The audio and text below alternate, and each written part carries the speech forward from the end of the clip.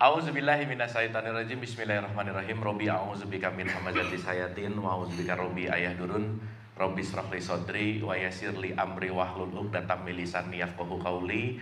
Assalamualaikum warahmatullahi wabarakatuh. Alhamdulillahirabbil alamin. Segala puja-puji milik Allah Subhanahu wa taala yang atas rahmat karunia kasih sayangnya. Alhamdulillah pada pagi hari ini kita dikumpulkan di tempat yang mulia ini. Pertama-tama mari kita sama-sama doakan siapapun yang menjadi jalan pertemuan kita di pagi hari ini senantiasa mendapatkan keberkahan dari Allah Subhanahu wa taala. Amin. Amin ya Allah ya rabbal alamin. Salawat serta salam itu juga kita lupakan, kita sampaikan kepada seluruh nabi dan rasul, wabil khusus baginda besar kita Rasulullah Muhammad sallallahu alaihi wasallam, pada para sahabat-sahabatnya, tabi'in, pemuka-pemuka agama, wali-wali Allah, pejuang-pejuang bangsa, dan senantiasa sampai kepada kita sampai akhir zaman. Amin, amin ya Allah ya rabbal alamin. Ibu bapak sehat semuanya? Alhamdulillah. Udah sarapan? Udah, alhamdulillah. Udah kenyang? Nah, jadi ngantuk ya. Ya, semangat ya ibu bapak. Pagi hari ini seperti biasa kita bukan mau berceramah. Saya selalu mendisklaimer gitu ya, saya bukan mau menceramahi ibu bapak, bukan berarti lebih tahu, lebih ngerti, lebih benar, bukan mau mentausiahi juga, tetapi pagi hari ini seperti biasa kita memiliki komitmen yang spiritnya selalu sama. Kita semua yang datang ke sini adalah guru, dan kita semua yang datang ke sini adalah sekaligus juga murid. Maka kita guru dan murid yang selalu belajar, tidak lelah. Dan sebelum kita mulai, ada baiknya kita hening sejenak. Mobil khusus kita doakan kedua orang ibu bapak kita, karena tanpa ibu bapak kita tidak mungkin hadir ke sini. Sababiah kita hadir adalah orang tua kita. Kita doakan siapapun yang terlebih dahulu meninggalkan kita, dan kita doakan sahabat, teman, siapapun yang sedang sakit dalam keadaan musibah, dan bermunajat pagi hari ini semua dilancarkan untuk kita sama-sama bisa mendapatkan hikmah. Pikirannya tidak terlalu sibuk, hadirkan diri kita utuh di sini saat ini. Al-Hadiniyah, Al-Fatihah. A'udzubillahi minasyaitonirrajim. Bismillahirrahmanirrahim. Alhamdulillahirabbil alamin. Arrahmanirrahim. Maliki yaumiddin. Iyyaka na'budu wa iyyaka nasta'in. Ihdinas siratal mustaqim. Siratal ladzina an'amta 'alaihim ghairil maghdubi 'alaihim waladdallin. Amin, amin, amin ya Allah ya rabbal alamin. Hatur nuhun ibu dan bapak. Semangat belajar ini rezeki, semangat pertemuan silah dan rahim, jalan untuk berkasih sayang, rezeki. Baik, ibu dan bapak yang dirahmati Allah, pagi hari ini kita akan bicara tentang the origin, ya. Tetapi saya selalu mendisklaimer sekali lagi, ini akan menjadi sudut pandang yang mungkin berbeda, akan menjadi perspektif yang mungkin berbeda, atau akan menjadi pemahaman yang mungkin akan lebih luas, karena hari ini kita akan berbicara tentang hakikat gitu. Karena saya rasa yang terpenting ketika the originnya kita tuh seperti apa, karena dalam konteks ilaihi rojiun, dialah yang awal dan yang akhir. Kalau kita nggak tahu awal, gimana mau ke akhir? Kalau kita nggak tahu start, gimana kita mau ke finish? Tapi paradoksnya adalah start dan finishnya sama gitu. Itu yang unik. Makanya nanti mungkin memang tidak masuk dalam silabus, kita sebentar lagi akan kurban. Dan kurban itu kaitannya sama haji. Dan ibu dan bapak maaf ya, kurban itu dan haji itu kaitannya sebetulnya tidak hanya dalam konteks ritual gitu. Jadi kalau ibu bapak kalau dengar kurban, ting yang kepikiran apa? Kambing. Kambing. Ya, sip ya. Ya. Kita penting untuk menyadari bahwa kurban atau qorib itu artinya mendekat. Gitu ya. Haji itu artinya perjalanan. Maka setiap saat adalah perjalanan yang mendekat ke titik equilibrium yang disebut ilaihi rojiun gitu. Maka motong sapi, motong kambing itu teknis. Jadi tidak semua orang yang motong sapi, motong kambing pasti kurban, belum tentu. Nggak semua orang yang sekarang lagi berangkat ke Mekah pasti haji, belum tentu. Kenapa? Karena boleh jadi itu hanya dilakukan dalam bentuk yang namanya ritual. Tapi setidaknya nanti kita mengerti dalam satu kesatuan yang utuh gitu. Maka nanti kita akan menyadari betapa pentingnya kurban haji dalam perspektif esensi gitu. Nah, sebelum masuk ke situ, kita akan mulai dulu dari perspektif awal mula atau yang kita sebut dengan yang namanya Adam. Ibu dan bapak, Adam itu, kidam itu artinya permulaan. Ya. Jadi kalau di dongeng lama, Adam itu disosokkan ada namanya Bapak Adam, ibunya Ibu Hawa, nikah, punya anak gitu kira-kira. Itu kan ceritanya begitu. Tetapi yang menarik di Quran itu nggak pernah ada kata-kata Nabi Adam, yang ada adalah Adama gitu. Maka kalau kita mundur beberapa saat ke pertemuan yang sebelumnya, ada simbol, ada fungsi. Ya, ada simbol, ada fungsi. Jadi kira-kira Adam ini simbol atau fungsi yang mau kita bicarain sekarang? Hah? Oke, ulang dulu, ulang. Abu ini simbol atau fungsi? Simbol. Karena kita semua fungsinya manusia. Simbolnya si abu seperti ini, betul nggak? Oke, berarti kalau sekarang kita mau masuk ke dalam hakikat, Adam itu simbol atau fungsi? Di hakikatnya nih, kan tadi saya bilang Adam bukan nama, Adam bukan bapak-bapak, bukan. Tetapi dia adalah yang awal. Kidam itu sesuatu yang awal. Berarti kita berbicara Adam tidak dalam simbol tetapi dalam fungsi. Contoh. Ibu bapak Muhammad itu simbol apa fungsi? Nah, ini gawat nih. Gini. Nama nabi terakhir kita siapa namanya? Ahmad. Betul nggak? Namanya Ahmad bin Abdullah. Gelarnya Muhammad. Maka disebut Nabi Muhammad. Berarti Muhammadnya ini simbol apa fungsi? Fungsi. Simbolnya Ahmad. Sip ya? Berarti Adam ini simbol atau fungsi? Fungsi. Simbolnya nanti kita ngerti gitu. Oke dulu sampai sini. Supaya nanti teatrikal awal ya drama. Kan nanti Tuhan tuh bikin drama awal Bu Pak. Wah itu asik banget gitu. Dia bikin drama tragedi gitu. Cuman ibu bapak maaf ya, kadang kita terpukau sama dramanya, lupa ada cerita belakang layar gitu. Contoh. Ibu bapak nonton Endgame, Iron Man sama Thanos berantem misalnya. Ketika di TV. Begitu scene-nya beres, cut, mereka dua ke belakang layar bisa ngopi bareng, sebat bareng. Bisa nggak Bu Pak? Bisa. Berarti dia berantem hanya untuk acting, betul nggak? Gitu. Sip ya? Oke ya sampai sini ya. Berarti mau bicara Iron Man atau mau bicara Thanos, mau bicara Batman, itu fungsi atau simbol? Batman itu fungsi, simbolnya Bruce Wayne. Betul nggak? Ya. Intinya siapapun yang pakai topengnya dia bisa jadi Batman, betul nggak? Isinya siapapun nggak terlalu penting sebetulnya. Sip ya? Oke, berarti pertanyaannya ada fungsi, ada simbol. Ulang dulu sekali lagi, ya sekali lagi. Ini yang paling gampang, yang paling sederhana aja. Berarti Muhammad ini simbol atau fungsi? Fungsi. Ibrahim simbol atau fungsi? Fungsi. Ismail simbol atau fungsi? Fungsi. Maka Ismail itu bisa harta kita. Ismail itu bisa jabatan kita. Ismail itu bisa ego kita. Maka menyembelih Ismail bukan ibu bapak datengin nyuruh anaknya datang, sini papa sembelih ya. Bukan.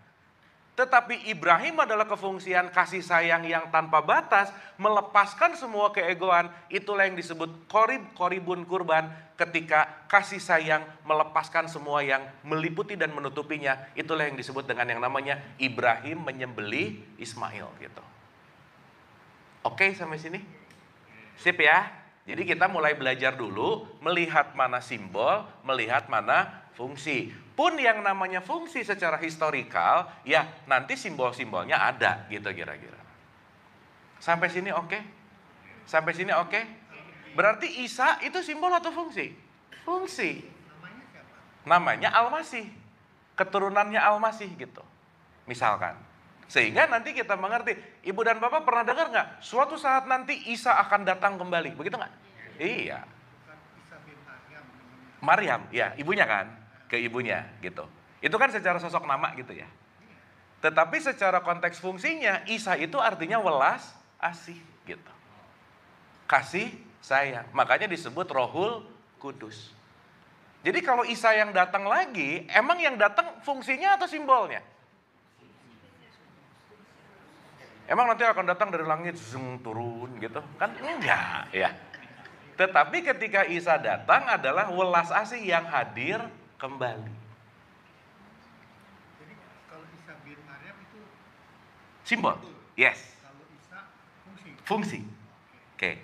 Berarti maksud saya, semua kita memiliki Isa enggak? Iya, karena Isa itu Rohul Kudus. Isa itu artinya kasih sayang. Muhammad itu artinya terpuji. Ibrahim itu artinya welas asih yang sumbernya welas asih gitu kira-kira. Ibu Bapak pernah dengar nggak? Nanti akan muncul Imam Mahdi. Pernah dengar? Udah muncul belum? Iya, karena Ibu Bapak yang ditunggunya adalah simbolnya. Tapi Mahdi secara fungsi artinya knowledge, pengetahuan. Jadi yang menyelamatkan kita, kasih sayang dan pengetahuan. Maka akan muncul Imam Mahdi dan muncul Isa gitu. Dan ini bukan nanti muncul tiba-tiba ada aku adalah Imam Mahdi. Enggak gitu juga gitu.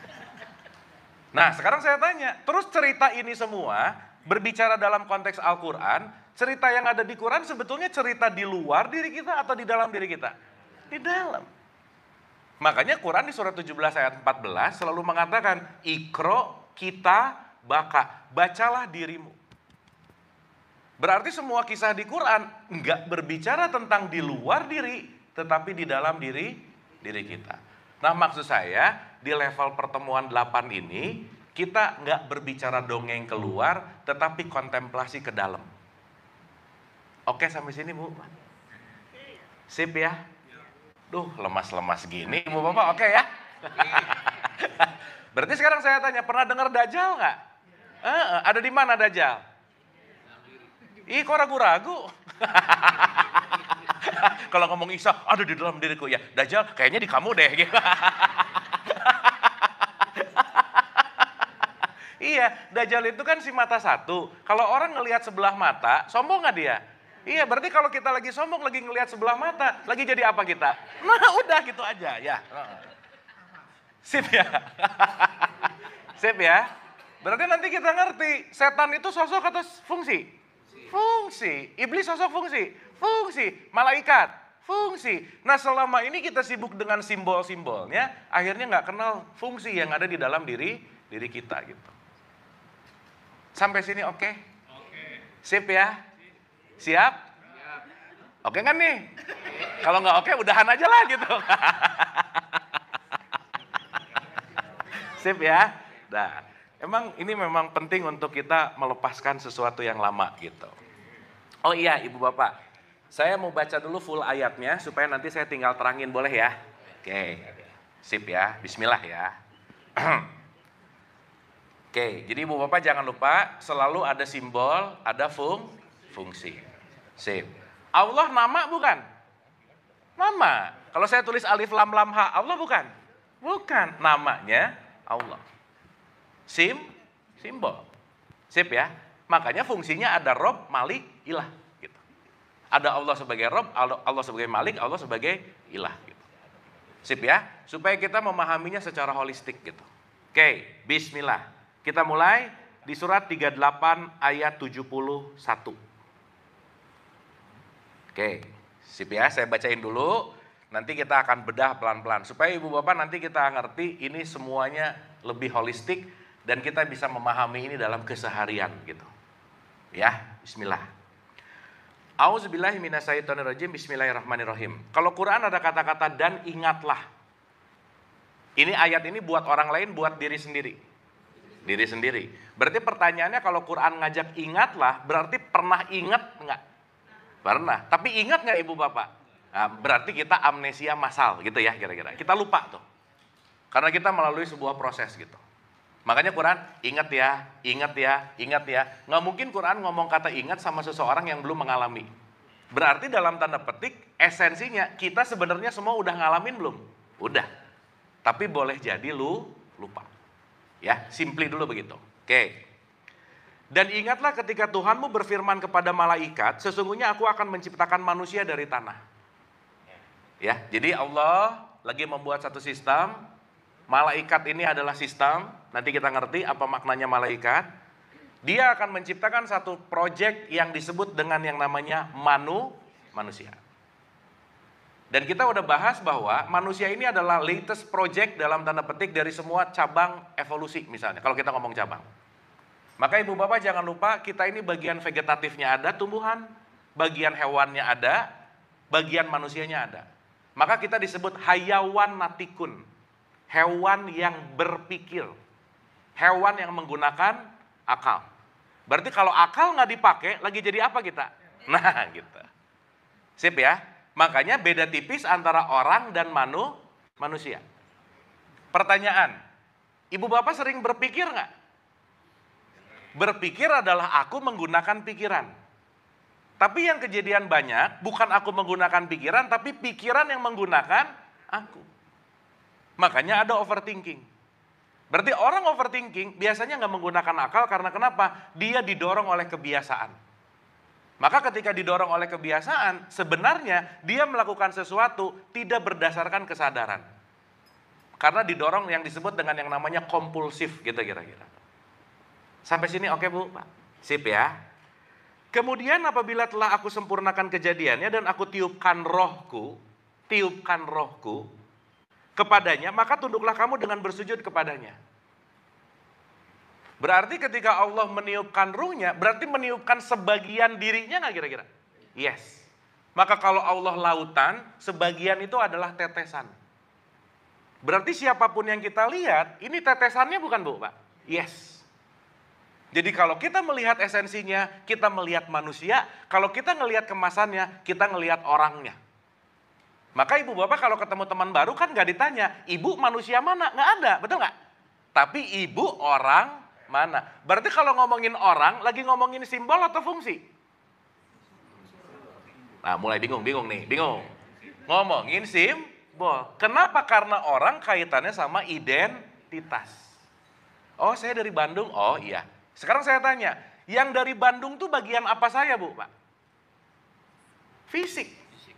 Yang disematkan, begitu saya lahir ke tubuh fisik ini, nggak kebetulan sih, memang lahir di kota yang namanya Bandung, akhirnya saya lahir di Bandung. Tapi diri sejati saya dari Bandung bukan? Ih kok ragu-ragu? Innalillahi wa inna ilaihi rojiun. Berarti kesejatian kita datangnya dari sumber nggak? Dari Allah nggak? Iya. Berarti yang dari Bandung itu orangnya kita. Bukan simbolnya kita, bukan esensinya kita. Sampai sini oke? Tapi ibu bapak setelah ngerti ini biasa aja ya. Jangan gini, ibu asal dari mana? Aku berasal dari Allah. Jangan, udah biasa aja. Ya, nggak usah biasa aja, udah biasa aja gitu. Karena kalau gitu juga orang bisa kaget gitu ya. Meskipun itu benar gitu. Ya, menunjukkan hal benar kepada orang yang nggak paham puyeng gitu kira-kira. Jadi ya udah. Makanya ibu bapak kalau ada orang ngomong gini, silakan memperkenalkan diri. Pertanyaannya, mau memperkenalkan diri yang basa-basi atau yang beneran gitu. Karena kalau mau memperkenalkan diri yang beneran, nggak ada yang percaya gitu. Betul nggak Bu Pak? Itulah kenapa kita perlu identitas. Sampai sini oke? Sip ya? Berarti yang berbeda dari kita simbolnya atau fungsinya? Sip, mantap. Once kita udah ngerti ini, mau beda agama, beda suku, beda bangsa, nggak ada kaitannya. Kenapa? Karena aku hanya melihat manusia di situ. Karena aku melihat percikan Allah di situ. Dan ketika kita sudah menembus semuanya, melihat percikannya, disitulah kita sebut la ilaha illallah. Tidak ada simbol kecuali fungsi, tidak ada identitas kecuali ruhnya Allah ada di situ. Maka setelah di situ, kita sulit untuk merendahkan orang lain. Kenapa? Karena kamu adalah aku yang lain. Gitu nggak Bu, Pak? Gitu. Sip ya? Oke. Tapi untuk yang agak nggak kebuka pikirannya, susah nerima gini gitu. Kenapa? Karena dia tidak mau berevolusi. Maka, kenapa pelajaran Ibrahim ke Ismail itu menyembelih? Ibu bapak jangan lupa ya. Ibrahim ini nggak mau ngikutin bapaknya loh Bu, Pak. Betul nggak? Karena Ibrahim menolak untuk bapaknya, kepada bapaknya, dia menolak dalam konteks bapaknya nyuruh menyembelih berhala. Betul nggak Bu, Pak? Yes. Kita udah bahas ya. Gini. Ibu bapak kalau dengar kata berhala yang kepikiran apa sih? Patung. Sob, di sini ada patung nggak? Nah, kalau di sini ada patung berarti ada berhala di sini. Nah, Tetapi secara esensi, secara fungsi, berhala itu bukan masalah patungnya. Tetapi kamu yang mematung lama tidak merubah mindset, tidak merubah paradigma berpikir, tidak merubah sudut pandang. Dari dulu patung pancoran gini terus, betul nggak Bu Pak? Dari saya lahir nggak pernah ada gini atau gini gitu, nggak pernah. Berarti patung pancoran mematung sejak dia dibuat nggak? Dia berubah nggak? Jadi kalau mindset kita dari 10 tahun yang lalu masih gitu, 20 tahun yang lalu masih gitu, berarti kita mematung nggak? Berarti jangan-jangan kita sedang menyembah berhala gitu. Sip ya. Maka ketika Ibrahim disuruh pakai konvensional bapaknya, Him udah gini aja. Enggak, sorry, papa ini terlalu kuno mikirnya gitu. Papa ini terlalu konvensional, kenapa? Ini ada sesuatu yang lebih, nah gitu kira-kira. Berarti Ibrahim memiliki paradigma baru nggak Bu Pak? Iya. Maka Ibrahim ngelawan sama bapaknya. Ngelawan di sini artinya apa? Nggak cocok sama pemikiran bapaknya.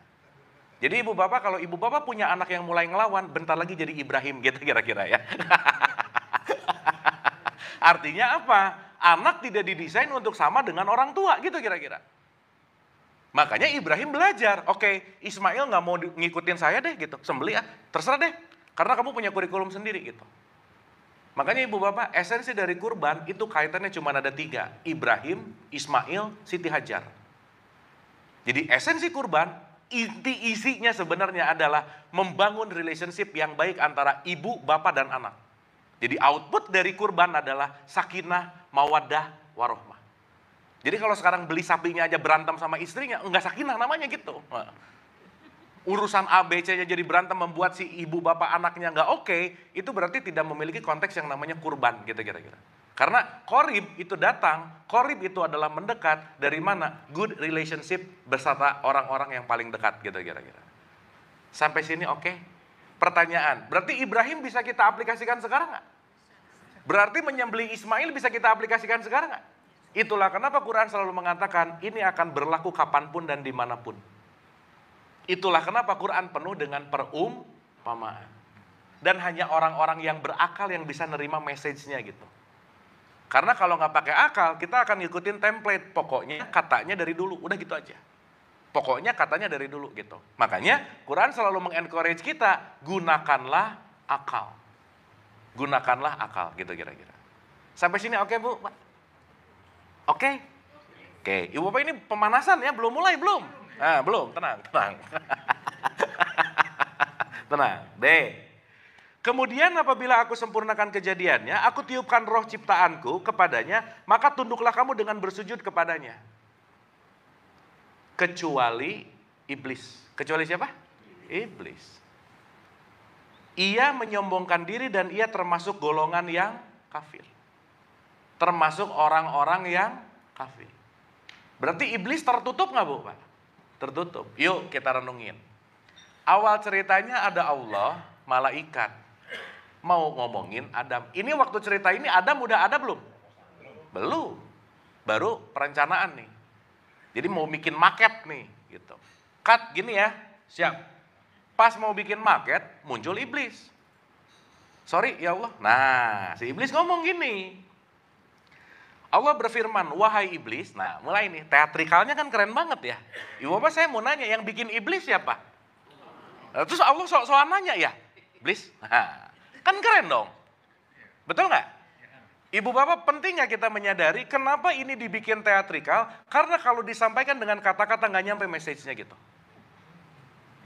Karena dengan sebuah teatrikal, dengan sebuah cerita, dengan sebuah apa ya, yang kita bisa dalam konteks yang namanya drama, kita bisa dapat emosinya dalam tanda petik.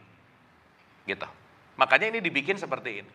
Kan logikanya yang bikin malaikat Allah, yang bikin iblis Allah. Ngapain Allah nanya lagi, betul nggak Bu Pak? Nah, ngapain minta izin coba? Betul nggak? Oke, sampai sini oke? Sip. Dan nanti kita ngerti, Ibu Bapak maaf ya, Ibu Bapak jangan mikir malaikat itu offset, ada sayap tik tik tik tik tik terbang. Nggak gitu juga. Nanti kita ngerti. Gitu. Iblis langsung mikirnya suster ngesos, suster gayung lah, suster mandi lah. Nggak gitu gitu. Itu image simbolnya. Oke? Tapi fungsinya bukan itu gitu.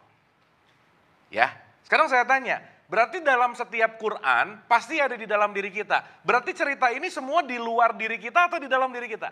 Sip, mantap. Berarti malaikat ada di luar atau di dalam? Iblis ada di luar atau di dalam? Yes, mantap. Sip ya, nanti bentar lagi kita ngerti. Karena nanti ini akan berbicara tentang stage of consciousness. Nah, gitu. Kita akan berbicara tentang level dari sebuah kesadaran. Nah, contoh. Allah berfirman, teater nih. Wahai iblis, wahai iblis gitu. Apa yang menghalangi kamu sujud kepada apa yang telah aku ciptakan dengan kekuasaanku? Apakah kamu menyombongkan diri atau kamu merasa termasuk golongan yang lebih tinggi? Gitu kan, si iblis, Allah nanya ke iblis. Iblis bilang, ya Allah, gini ya. Aku lebih baik dari dia ya Allah. Karena engkau ciptakan aku dari api, sedang engkau ciptakan dari tanah. Sampai sini oke? Sekarang saya tanya, berarti yang ngebuat iblis gak mau tunduk ke Adam apa Bu? Pak? Hah? Apa yang ngebuat iblis gak mau itu apa? Merasa lebih tinggi, betul nggak? Tapi ini part dari desain nggak? Desain. Betul nggak? Makanya nanti soal-soal, ya Allah izin ya saya mau ngeganggu Adam. Ya boleh-boleh aja sih. Gitu. Ibu bapak maaf, iblis doanya dikabul nggak? Iya kalau iblis aja doanya dikabul, masa doa ibu bapak nggak dikabul? Betul nggak? Betul nggak ini? Allah nanti ngomong loh, atas kekuasaanku silahkan kalian ganggu. Berarti iblis dapat mandat dari Allah nggak? Karena ketika iblis ditanya, iblis kenapa nggak mau tunduk sama Adam? Aku mau setia sama Allah aja. Berarti iblis istiqomah nggak? Iya. Betul nggak Bu Pak? Ini benar dulu kan nih? Oke. Ya. Supaya kita nggak takut sama iblis gitu loh Bu Pak. Karena iblis tidak didesain untuk ditakuti, didesain untuk dideteksi. Ya. Karena ini bicara daya. Ini bicara dalam konteks yang namanya fungsi. Sampai sini oke dulu? Ulang ya, pelan-pelan.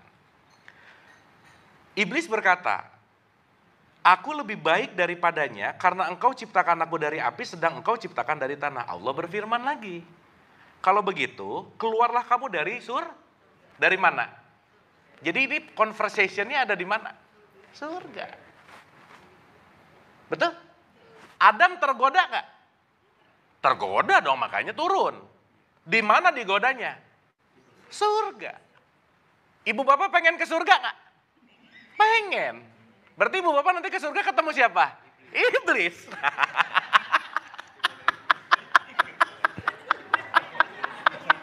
Ya, ini untuk para pencari surga pusing pasti nih. Iya, gua ke surga ketemu orang. Berarti ibu bapak security surga kurang oke, benar nggak? Lo iblis bisa masuk kok. Oh dulu. Sekarang IT-nya udah oke ya. Tapi dapat ya? Oke. Berarti nanti kita lihat bahwa ada Adam, ada surga, ada iblis, ada malaikat, ada Allah. Nah ini tuh apa sih gitu? Yang nanti kalau kita kaitkan pada diri kita gitu kira-kira. Oke. Dah ya. Allah berfirman, kalau begitu keluarlah kamu dari surga, sesungguhnya kamu adalah makhluk yang terkutuk. Dan sungguh kutukanku tetap atasmu sampai hari pembalasan. Iblis berkata, ya Tuhanku, tangguhkanlah aku sampai hari mereka dibangkitkan. Allah berfirman, maka sesungguhnya kamu termasuk golongan yang diberi penangguhan. Jadi doanya iblis dikabul nggak sama Tuhan? Iya. Lucu ya, suruh kabur tapi boleh oke deh gitu. Itulah maha baiknya Tuhan. Bahkan doa iblis pun dikabulkan. Berarti kalau sekarang ada orang yang dalam tanda petik nggak yakin sama doanya, itu levelnya udah nggak level iblis lagi tuh gitu. Dalam tanda petik gitu. Sip ya? Satu, itu. Ibu bapak nanti boleh dibuka sampai 82-nya ya. Jadi 38, 71 sampai 82. Satu lagi aja. Saya mau bicara dari surat 18 ayat 50. Nih, nanti kita ngerti. Bismillah ya. Supaya ibu bapak nanti kita akan melihat ini dalam real life. What happening now. Oke. 18.50. Karena ini suka nanti chaos nih. Ya. Dan ingatlah, balik lagi tuh, disuruh diingat-ingat. Berarti kan sebenarnya pernah ngalamin lah gitu ya. Ketika kami berfirman kepada para malaikat, sujudlah kamu kepada Adam, maka mereka pun sujud kecuali iblis. Diulang. Dia adalah dari golongan jin. Berarti iblis dari golongan apa? Dari golongan apa? Jin. Berarti kalau iblis dari golongan jin, iblis ini part golongan bagian dari jin nggak kira-kira? Yes. Berarti semua jin iblis nggak? Enggak. Sip, mantap. Oke ya. Dia dari golongan jin. Ini nggak ada urusan sama Cihamplas, nggak ada ya ibu bapak ya. Itu jins ya. Pakai S. Sip ya. Dia adalah dari golongan jin, maka dia mendurhakai perintah Tuhannya. Mendurhakai perintah Tuhan. Artinya golongan jin yang mendurhakai perintah Tuhan itu disebut iblis. Oke? Sampai sini oke? Oke. Ibu bapak kalau dengar jin apa yang kepikiran sekarang? Simbolnya. Simbolnya. Entah itu image, entah itu ina, itu kan simbolnya. Tapi nanti kita ngerti apa itu functionnya. Berarti ibu bapak kita punya variabel ya. Nih, aduh ini asik. Allah, malaikat, iblis, jin, Adam, 5 variabelnya. Ya, kita kupas satu-satu. Sip bu, pak? Bismillah kita mulai. Ya, yuk. Dah. Jadi, saya mau menggambarkan dulu sederhana begini. Kita udah bahas ulang-ulang bahwa diri kita yang sejati itu bukan kaitannya dengan tubuh fisik ini. Karena tubuh fisik ini adalah kendaraan. Clear ya? Maka di surat 32 ayat 9, aku tiupkan ruhku. Maka dia meniupkan ruh. Ya, ini supaya gampang dulu. Nah, contoh analogi sederhana ibu bapak. Simple aja. Tadi Allah bilang, kan ini ngomonginnya teatrikal ya ibu bapak ya. Ceritanya Allah lagi meeting sama malaikat. Kat, mau bikin Adam nih, prototipenya gini ya Kat. Sip. Nanti kalau Adam udah ready, support. Oke. Malaikat say yes atau say no bu pak? Yes. Berarti mal mean yes. Maka malaikat itu dari kata malak. Malak itu artinya tunduk, patuh. Patuh gitu intinya. Maka ketika dalam konteks malakut adalah sesuatu sistem yang selalu tunduk patuh. Nanam cabai keluar cabai nggak bu pak? Iya nggak bisa tanam cabai keluar durian. Nah itu malakut di situ. Jadi kita ngerti dulu ini berbicara tentang sistem. Terserah nanti mau simbolnya apa, Cupid kayak ada, wah udah terserah aja. Karena itu bicara tentang simbol. Maka nanti ada sesi, mudah-mudahan nanti kita nyampe tuh. Kenapa ada Jibril, Mikail, Israfil, Israel, Munkar, Nakid, Rokib, Atid, Malik, Ridwan. Ini bikirnya di mana-mana gitu. Contoh aja nggak usah jauh-jauh. Ibu bapak pernah dengar Rokib Atid nggak? Rokib Atid malaikat apa bu pak? Pencatat apa? Amal baik amal? Ibu bapak kalau ngeliatin orang suka ngeliatin jeleknya mulu, nggak pernah ngeliat gitu nggak? Oh ini orangnya jelek gini ya, ini orangnya gini ya, ini orangnya gini. Begitu nggak? Berarti ada bagian yang mencatat di dalam diri kita tentang kejelekan orang lain nggak kira-kira? Iya. Begitu ngelihat, oh dia baiknya ini, baiknya ini, baiknya ini. Sip ya. Jadi Rokib Atid bukan masalah di bahu kanan, di bahu kiri, bukan. Berarti begitu ibu bapak yang paling aktif Rokibnya atau Atidnya yang mana? Nah, pokoknya kalau ibu bapak paling aktif ngelihat kejelekan orang, yang paling sibuk Atidnya berarti. Betul nggak? Berarti ngelihat orang jeleknya mulu, ini jelek, ini jelek, ini jelek, ini jelek. Gitu. Sip ya. Makanya di dalam diri kita ada yang nggak pernah off, nggak pernah istirahat, nggak pernah bobo. Apa bu pak? Mau punya rumah 10 Lamborghini, nggak punya napas.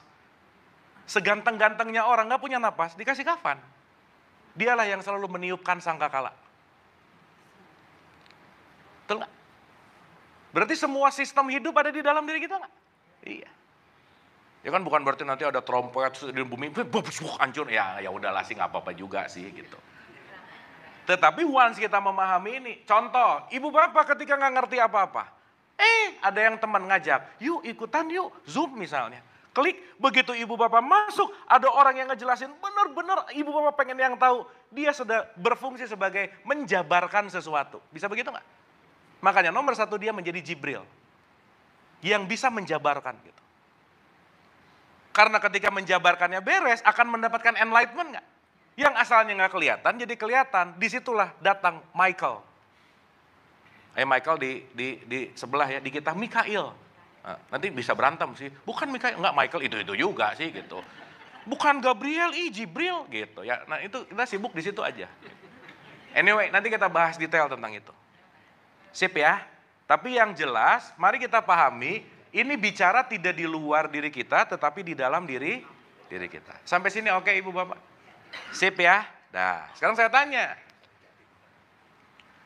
Berarti Adam atau Kidam itu artinya yang awal mula, percikan. Kita sebut aja what means Adam, Adam artinya kesadaran. Sang Kidam adalah the consciousness gitu. Tapi kesadaran tahap awal. Makanya kesadaran ini nanti belajar terus sampai puncaknya di Muhammad gitu kira-kira. Jadi ibu bapak jangan mikir bahwa Adam itu bapak Adam, ibu Hawa. Bukan, nanti kita tahu setiap kesadaran dipasangkan dengan ego nanti. Maka ego itu disebut Hawa, nafsu. Maka setiap kita ada Adamnya nggak? Setiap kita ada Hawanya nggak? Jadi cerita Adam Hawa cerita dulu atau per saat ini? Secara fungsi setiap detik kita Adam dan Hawa bersatu gitu. Sampai sini oke? Makanya ibu bapak maaf ya, kalau kita melihat fungsi Allah dalam perspektif tasawuf, itu ada Jamal dan Jalal. Pernah dengar nggak bu pak? Nih, Jamal dan Jalal itu artinya maskulin dan feminin. Oke? Maka secara maskulin dia keluar sebagai roh. Secara feminin dia keluar sebagai essence. Maka kenapa dalam bahasa Inggris kalau ngomongin Allah pakai he depannya, betul nggak bu pak? Bukan she. Ini bukan ngomongin laki-laki perempuan, bukan. Masculinity. Karena maskulin kaitannya sama ruh gitu. Makanya perempuan she, mother, materi, nanti ini semua akan membujut menjadi sebuah materi gitu. Dan ketika dia memilih materi datang dari mana? Dari keinginan yang memateri gitu kira-kira. Jadi perempuan itu simbol dari materi. Jadi ibu bapak kalau pernah dengar gini nggak? Suatu saat nanti yang akan banyak masuk neraka adalah perempuan. Pernah dengar gitu? Bukan ibu-ibu loh ngomongnya, perempuan. Artinya apa? Siapapun yang menuhankan materi gitu loh bu. Sip ya?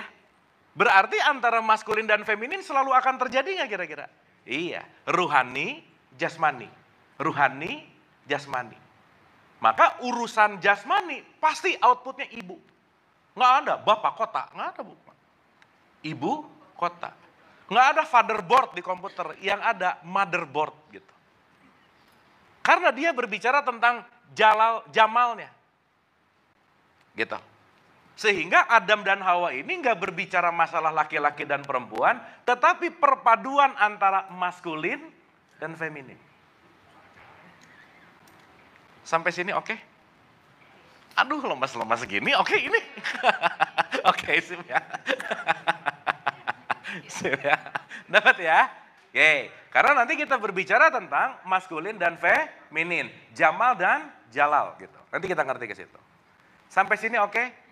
At least per saat ini kita ngerti bahwa Adam itu consciousness, Hawa itu adalah ego. Maka ketika Adam dalam konteks diberikan Hawa, si Hawa ini pengen mengisi dirinya kesadaran dengan semua apa yang dia ketahui bentuknya pengetahuan, maka konteks ketika dia mengisi apapun dengan selain Allah, itu dia lagi memakan buah huldi, gitu kira-kira. Contoh. Ibu bapak, sekarang banyak orang ketika ngelihat berita langsung panik, langsung nyebarin karena itu nggak tahu hoax atau nggak, disebarin aja. Bisa begitu nggak Bu Pak? Begitu ibu bapak dengar berita, lihat berita dan berita itu masuk ke dalam diri kita dan membuat kita khawatir, ketakutan dan seterusnya, berarti kita lagi memasukkan external world ke dalam diri kita nggak? Dan membuat kita jadi khawatir, jadi takut, frekuensinya rendah. Disitulah kita sedang memakan buah huldi. Jadi ibu bapak hati-hati terhadap informasi. Makanya saya selalu ulang-ulang, ibu bapak maaf banget ya. Jangan terlalu ngambil banyak barang dari subagen. Udah gitu. Karena distributor utamanya kebuka pintunya gitu. Ibu bapak percayanya sama subagen mulu gitu. Apalagi ini subagen gak jelas nih gitu. Sip ya. Artinya apa? Be aware terhadap informasi. Karena informasi yang masuk ke kita dan membuat kita entah jadi melekat, entah jadi benci, entah jadi marah. Artinya apa? Dia sedang memakan huldi. Jadi ibu bapak kalau misalnya bangun ada yang nyebelin, ini buah huldi ini gitu Bu Pak. Nah, mau dimakan nggak gitu? Karena ketika nyebelinnya masuk ke kita dan kita jadi marah, berarti kita marah gara-gara orang lain nggak? Iya, itu namanya kompulsif. Aku tuh gini gara-gara gitu. Sampai sini oke? Sip ya? Artinya cerita ini bukan hanya dongeng nggak apa-apa sih, tetapi mari kita mulai sadari karena struktur ini setiap detik terjadi gitu loh Bu. Kalau kesadaran on, ego off, Allah hadir. Tapi ego on, kesadaran off, yang keluar namanya jadi iblis gitu. Contoh. Ibu bapak sampai sini oke ya? Pelan-pelan ya. Pelan-pelan. Bismillah nih. Tapi once kita paham ini Bu Pak, everything getting clear Bu Pak. Artinya kita lebih mawas diri. Ibu bapak by the way, Adam dikasih pelajaran nomor 1 apa sih Bu Pak? Bikin salah. Betul nggak? Berarti manusia pasti salah nggak? Iya. Berarti Allah tuh nggak nyari orang yang nggak pernah salah. Tetapi kalau salah ingat, udah gitu aja. Returning. Jadi buat ibu bapak yang kesalahannya masih sedikit, sok bikin yang banyak Bu Pak. Ya, nah ini belum cukup gitu kayaknya. Karena dalam kesalahan timbul yang namanya belajar. Maka esensi Adam begitu tobat, ya Allah aku tahu salahnya, balik dam. Nah yang bahaya ada 2 tipikal manusia Bu Pak. Aku tidak tahu kalau aku tidak tahu, ini bahaya. Yang kedua, aku tahu kalau aku tidak tahu, nah itu lumayan. Jadi kebayang nggak? Udah nggak tahu lagi kalau aku nggak tahu. Ngomongnya aja udah ribet ya Bu Pak, apalagi jadi orangnya gitu ya. Sip ya. Makanya abis Adam nanti keluar Idris gitu loh Bu Pak. Berarti kalau ngomongin Idris karena Adam ini fungsi, Idris juga fungsi nggak?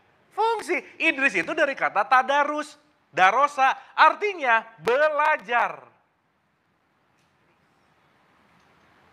Berarti consciousness yang terus-menerus belajar, gitu kira-kira.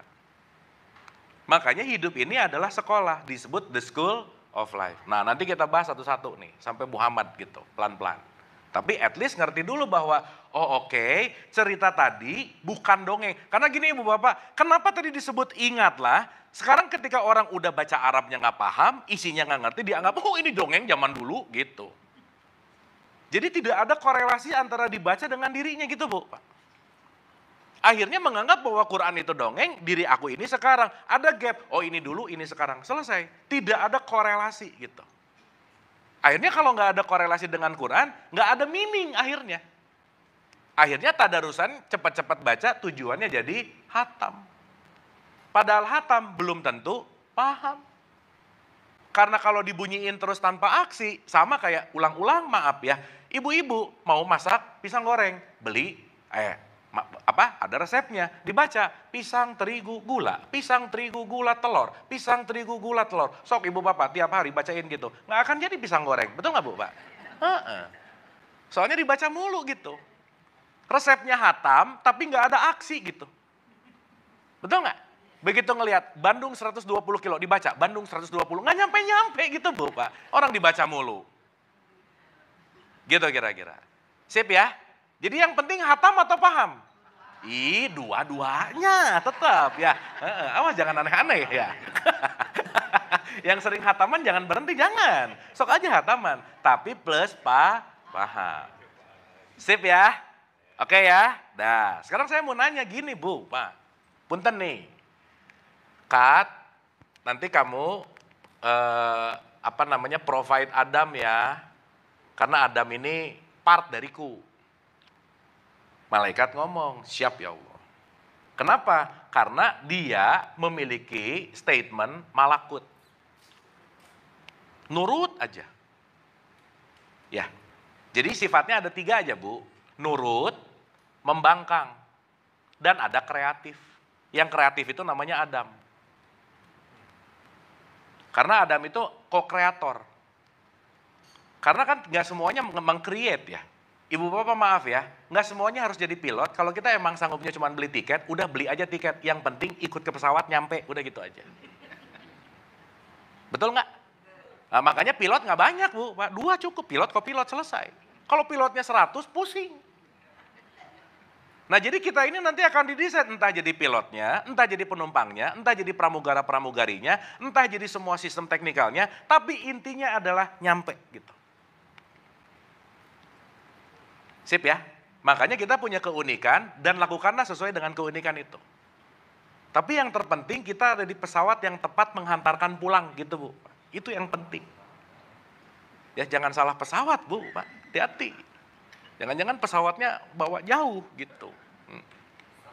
Sip ya? Sampai sini oke Bu, Pak? Oke? Oke. Nah, ulang.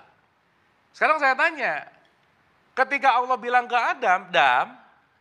ketika Allah bilang ke malaikat, Kat, kamu jangan lupa ya, Kat, provide Adam nih. Malaikat bilang iya nggak Bu, Pak? Iya. Kenapa bilang iya? Ada reasonnya nggak pasti? Kan anggap nih Adam ini nih. Nih si Adam. Ini malaikat ngelihat Adam. Kat. Nih Adam ya, support ya. Sip. Berarti pertanyaannya ketika malaikat ngelihat Adam, yang malaikat lihat Adamnya atau isi Adamnya? Gitu.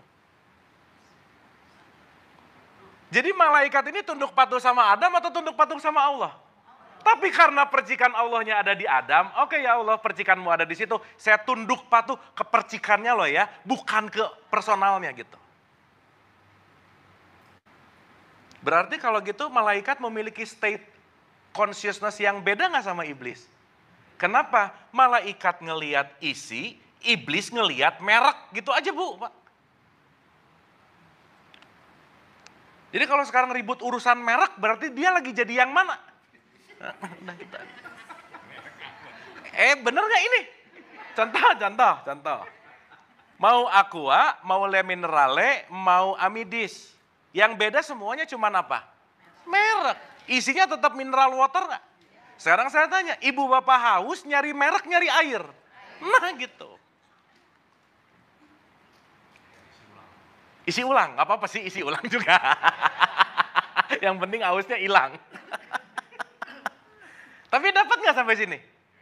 Karena begitu iblis ngomong, ya Allah sorry ya, dia kamu ciptakan dari tanah, aku ciptakan dari api. Berarti mainannya fisik banget nggak? Iya, sorry ya Allah, dia tuh jelek sih gitu. Berarti kalau pembandingan berdasarkan parameter fisikal, siapapun yang kita lakukan, berarti kita lagi ada di state iblis nggak kira-kira? Ibu bapak tinggal dicek aja sehari semalam berapa persen jadi malaikat, berapa persen jadi iblis, gitu aja. Selesai. Bahasa gampangnya begitu. Sampai sini oke? Sampai sini oke? Dapat ya? Maka salah satu sifat iblis namanya syaitan. Ibu dan bapak, iblis itu dari kata ablasa. Ablasa itu artinya putus asa. Malak itu artinya berserah. Berserah itu state outputnya tenang, damai, bahagia gitu. Jadi maaf ya, kalau kita banyak ngelihat fisikal, banyak ngelihat merek, itu banyak keputusasaan dan kita akan ada di frekuensi yang rendah gitu kira-kira. Sampai sini oke? Sip ya. Berarti iblis sama malaikat kira-kira di luar atau di dalam? Di dalam. Berarti kita bisa ada di frekuensi malaikat nggak? Sorry, kita nggak usah ngomong frekuensi dulu ya. Kita bisa ada di vibrasi malaikat nggak? Bisa ada di vibrasi iblis nggak? Yang menentukan siapa? Sip, mantap.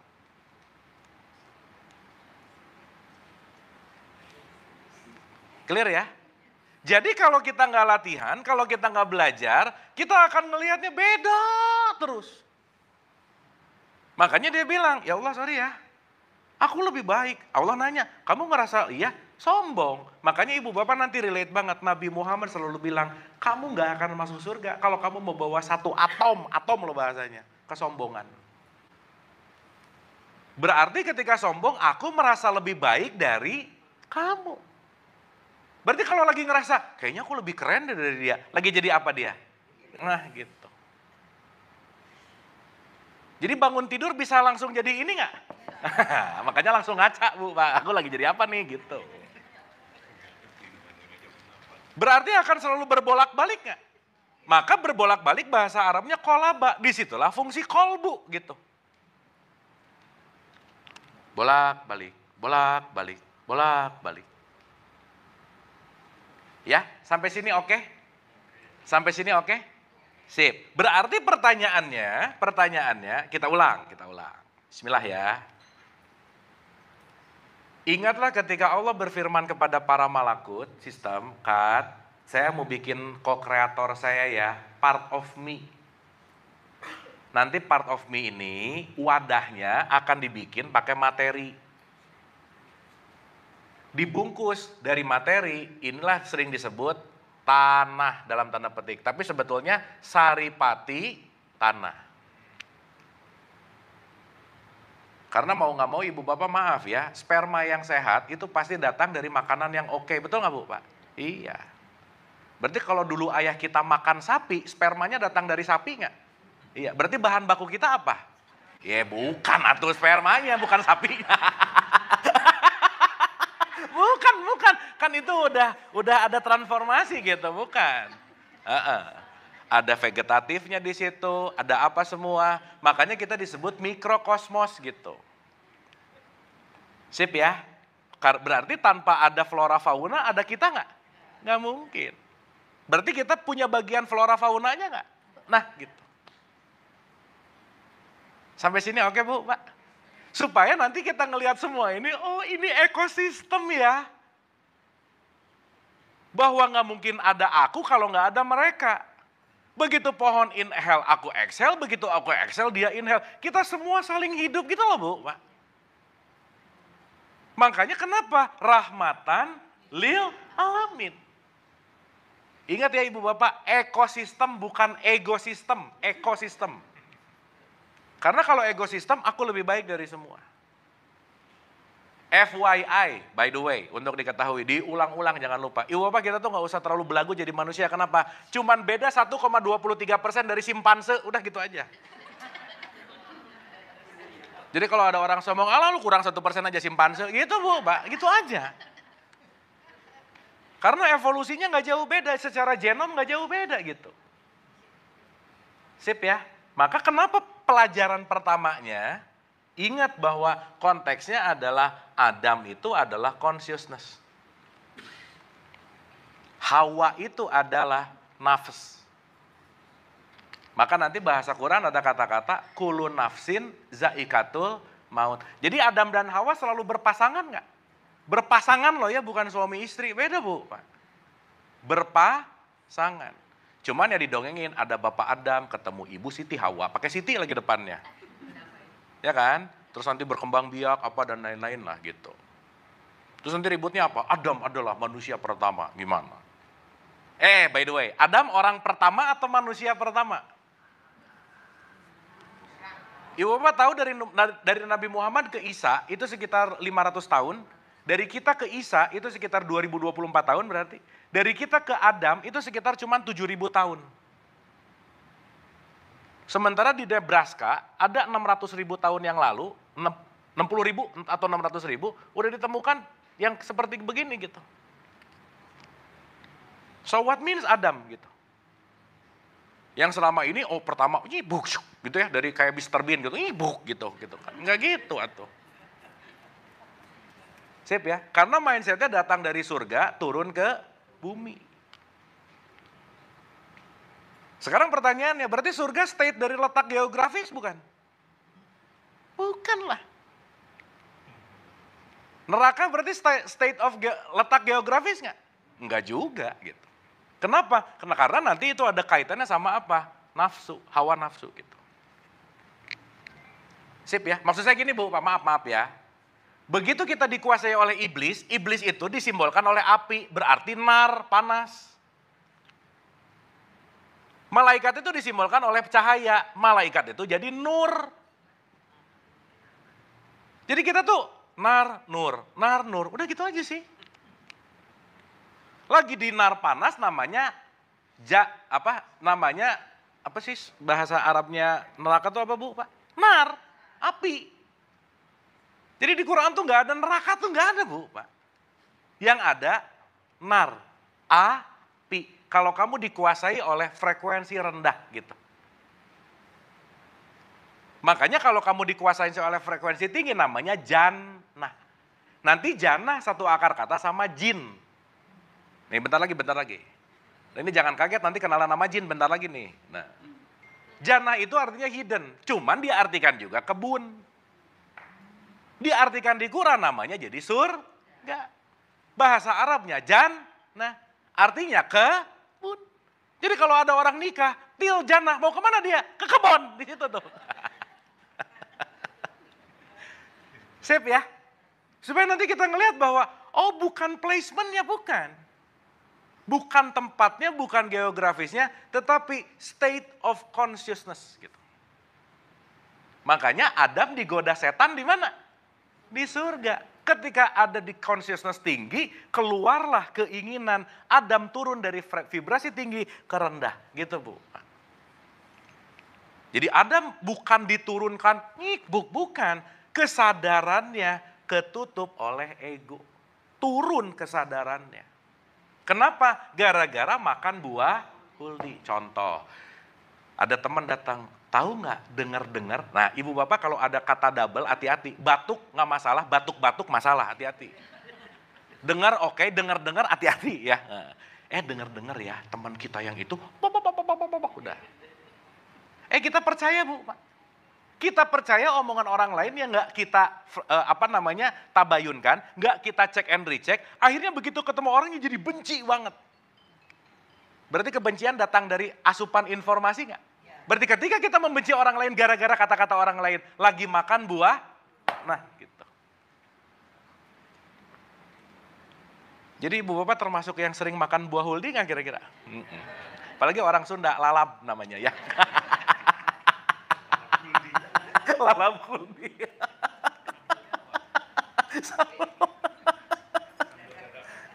Sampai sini oke? Dapat ya? Jadi kalau kita ngelihat ini sebagai satu konstelasi bahwa ini adalah part dari consciousness kita akan mulai menyadari dari keseluruhan ini. It's happening within, di dalam. Bukan di sana. Tapi nanti yang kasihan setan sih Bu. Ya. Aku tuh digoda setan. Ya karena setan yang menggoda aku sih gitu. Padahal nanti di surat ayat 14:22 dibilang, lu jangan nyalahin gue ya. Saya kan cuma ngajak, dia bilang. Yang ngerjain kamu. Betul nggak? Berarti kalau dia ngajak dan yang ngerjain kita, nggak bisa kita nyalahin siapapun. Karena kenapa? Memang sistemnya setan membawa kita menjauh dari Allah gitu. Makanya sayatin itu artinya menjauh lagi gitu. Itu namanya sayatin. Saitan. Nah kan manajemen iblisnya kita akan bahas di pertemuan yang akan datang ya. Nah, nanti kita ngerti. Supaya ibu bapak kita ngerti gimana manajemen mereka sih. Tapi kalau kita ngerti mereka sekarang siapa? Di dalam diri kita tuh ini kejadiannya gimana sih gitu. Contoh aja ya, ibu bapak maaf nih. Di 17 ayat 53, salah satu sifat setan adalah pengen ngajak ribut, nyari kesalahan orang mulu. Jadi kalau bawaan kita pengen ngajak berantem, nyari salah orang mulu, maaf berarti setannya aktif nggak Bu Pak? Jadi setan pakai sarung bisa nggak? Nah gitu. Pakai kopiah bisa nggak? Bisa. Pakai jilbab bisa nggak? Nah gitu. By the way ibu bapak kalau dia mau mengganggu kira-kira strateginya smooth, smooth banget, nggak kelihatan atau kelihatan banget yang mana? Jadi setan nggak akan ada di tempat yang menyeramkan. Betul nggak? Maaf. Setan bisa nggak ada di wilayah-wilayah agama? Bisa nggak? Bisa nggak ada di wilayah-wilayah kepercayaan? Bisa nggak? Bisa nggak ada dalam konteks yang bisa disebut sebagai figur otoritas? Bisa nggak? Gitu. Di surga aja ada setan dalam tanda petik. Nah, digoda. Sip ya. Itulah kenapa ibu bapak salah satu ilmu ketika mempelajari ini kita punya rumus don't look up, don't look down. Selesai. Ibu bapak nggak usah terlalu idle, apalagi merendahkan. Kenapa? Suatu saat yang kita akan idolakan pasti nyakitin hati kita, fix. Jadi ini nanti mau ngajarin udah biasa aja gitu. Ngeliat gini, gitu. Besok nyebelin, kecewa gitu. Kenapa? Karena nanti kita ngerti bahwa state ini semua tidak terjadi pada external world, tetapi terjadi pada internal world kita gitu. Oke ibu bapak? Sampai sini clear? Sip ya? Berarti Adam checklist, Hawa checklist, malakutnya checklist, iblis atau setannya checklist. Jadi ibu bapak bisa bedain iblis dan setan ya. Iblis adalah keputusasaan yang diakibatkan keinginan kita menjauh dari kasih sayang Allah. Menjauh dari realitas. Menjauh dari kenyataan. Maunya iblis tuh jauh dari kenyataan aja. Karena sumber penderitaan hidup tuh cuma ada dua. Yang saya pengen nggak kejadian. Yang kejadian sesuatu yang nggak saya pengen. Udah gitu aja. Betul nggak Bu Pak? Berarti permasalahan hidup kita ada di mana? Dan keinginan itu adalah kendaraannya setan. Setan gitu ya, nggak usah. Setan, biasa aja Bu Pak. Teatrikal. Itu penting gitu. Sip ya? Clear ya? Berarti banyak keinginan, banyak setannya nggak Bu Pak? Makanya waspada sama keinginan. Ingin ini, ingin itu, ingin ini, ingin itu. Tetapi bukan nggak boleh punya keinginan. Bukan nggak boleh, bukan. Nah makanya nanti ngerti mana keinginan yang bisa di-manage gitu. Seenggaknya ibu bapak begitu ngerti ini, ada keinginan, setan lagi mampir. Gitu Bu, Pak. Oh ini setan nih. Sok-sok maunya apa? Makanya ibu bapak maaf ya, nanti kita ada satu statement disebut ta'udz. Pernah dengar nggak? A'udzubillah himina saito mirojim. Jadi ibu bapak sebelum masuk PIM baca dulu ta'udz, udah gitu aja ya. Apalagi nanti di 66, 77, 88 udah a'udzubillah. Nah supaya nggak banyak pengen gitu maksudnya. Tetapi kan statementnya bukan aku berlindung kepada Allah dari godaan setan. Bukan itu gitu. Tapi meningkatkan yang namanya consciousness. Atau kita sering sebut dengan yang namanya kesadaran. Sampai sini oke? Sip ya? Clear ya? Jadi ibu bapak di tahapan ini supaya kita ngerti semua cerita tadi ada di dalam diri. Dan ibu bapak mudah-mudahan, maaf ya, kita tidak banyak tergoda oleh setan. Ibu bapak kalau kita nggak pengen tergoda setan harus punya ilmu setan nggak Bu Pak? Iya. Belajar maling bukan untuk maling supaya tahu kalau maling mau maling ketahuan. Berarti harus tahu ilmunya setan nggak kira-kira? Nah gitu. Makanya nanti pertemuan yang akan datang kita akan belajar manajemennya tuh seperti apa sih gitu. Supaya ketika ciri-ciri dia mau datang, oh setan nih gitu Bu. Karena dia akan menyelinap kepada sesuatu untuk menutupi kesadaran kita. Sok nggak usah jauh-jauh. Ibu bapak lebih banyak ngomong dulu baru mikir atau mikir dulu baru ngomong? Ngomong dulu baru, berarti kesadaran waktu ngomong hidup atau enggak? Berarti yang lagi ngomong siapa? Nah udah, ini nih. Wah, udah aja gitu. Pas gitu baru mikir, aduh kenapa ngomong gitu ya barusan? Nah, nyesel tuh. Kan ada rumusnya ya ibu bapak. Ketika orang lain salah, aku belum belajar. Ketika aku yang salah, aku mulai belajar. Ketika nggak ada yang salah, pelajaran selesai. Nah kita ada di state mana tuh? Berarti urusan nyalahin siapapun, urusan siapa? Ini nih. Gitu. Sip ya? Clear ya? Oke? Duh ini jadi hening-hening ini bagus nih ya, oke ya? Langsung ini vibes malaikat gitu ya. Tapi malaikatnya pencabut nyawa gitu ya. Nah, tadi saya mau balik dulu ke 18 ayat 50. Jadi ibu bapak hati-hati ya, ini penting banget. Untuk melakukan self-management. Nah, di 18 ayat 50 didetailkan lagi. Dan ingatlah ketika Allah berfirman kepada para malaikat, Kat, ikutin Adam, clear, kecuali iblis. Iblis dari golongan jin. Nah, saya akan mengaitkan ini supaya mudah ibu bapak. Selalu kita kaitkan dengan esensial per saat ini. Ada energi, ada vibrasi, ada frekuensi.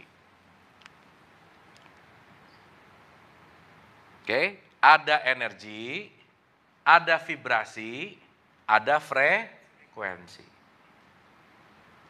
Artinya kalau kita bicara energi, vibrasi, dan frekuensi, setiap kejadian kehidupan kita pasti consume energi nggak Bu Pak? Iya, nggak mungkin enggak. Dan jangan lupa Ibu Bapak per 24 jam energi kita itu limited, terbatas. Makanya kita perlu resting. Kita perlu istirahat. Kenapa? Recharging the energy. Nah Ibu Bapak maaf ya, 95% yang kita lakukan sehari-hari sudah dalam keadaan tidak sadar dikuasai oleh hawa. Nanti hawa ini disebut subconscious mind. Jadi 95% yang kita lakukan sehari-hari Ibu Bapak maaf ya, nggak mikir. Udah aja, udah aja. Itulah nanti jadi sebuah yang namanya habits. Begitu ngelihat karena habitsnya menilai jelek.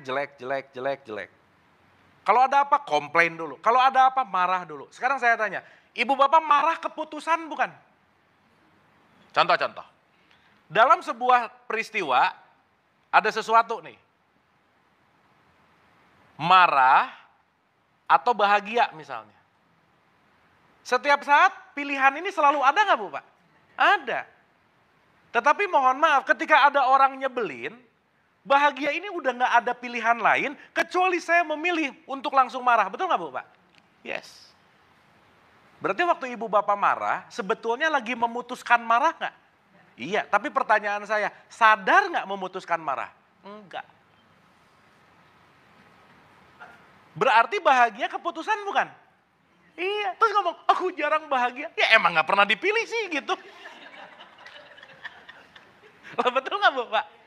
Tapi komplain aku tuh gak bahagia hidupnya. Iya kamu milih marah mulu. Betul gak? Dan nanti inilah kenapa Adam dikasih free will gitu. Your choice. Mau kamu bahagia, mau kamu marah, mau kamu beriman, mau kamu kafir, sakarepmu gitu. Terserah. Kenapa? Karena ada satu hukum Tuhan secara rob nanti disebut konsekuensi. Ibu Bapak maaf ya, hidup diuji nggak Bu Pak sama Allah?